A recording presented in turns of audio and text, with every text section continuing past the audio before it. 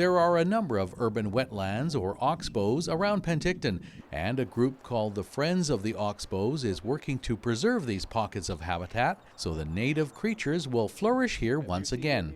They have an amazing diversity of wildlife in them. Our angle has been, this is an asset that the city should attempt to protect and rejuvenate. They've been neglected a little bit.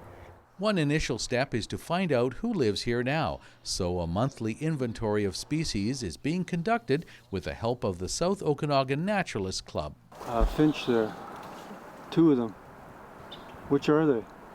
It's got the red on it? Yeah. House finch. House finch, 2.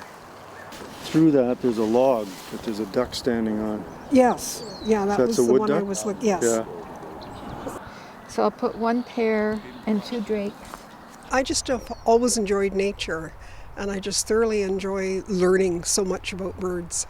Just finding as many birds as we can and helping Rick out with his survey. He's with a group that's trying to get the oxbows restored, and we're just assisting him with counting the number of birds we see.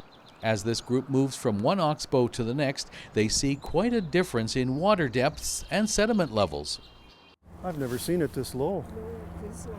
Much of Penticton's stormwater drains into these oxbows, and with the water comes sand and some gravel, and that's the problem.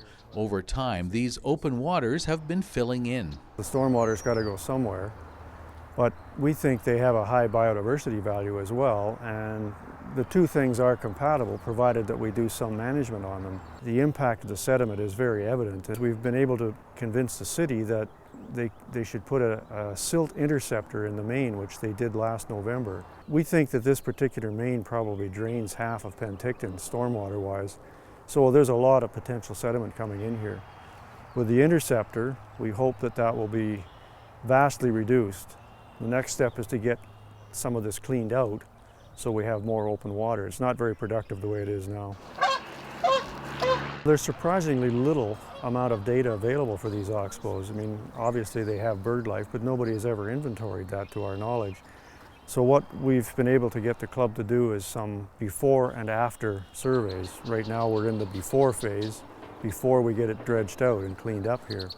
So hopefully we will see some change in species diversity and total numbers of birds as we rejuvenate this particular oxbow. If it works out well here, we'll be able to sell the case for other oxbows.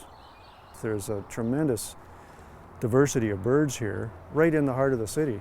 And that's an angle we've taken with the city. You know, when people drive into town, they see these somewhat degraded wetlands. That's almost the first thing you see. Our argument has been, why don't we get these things to look a little bit more attractive and draw some attention to them, and people get a good impression of Penticton when they come to visit.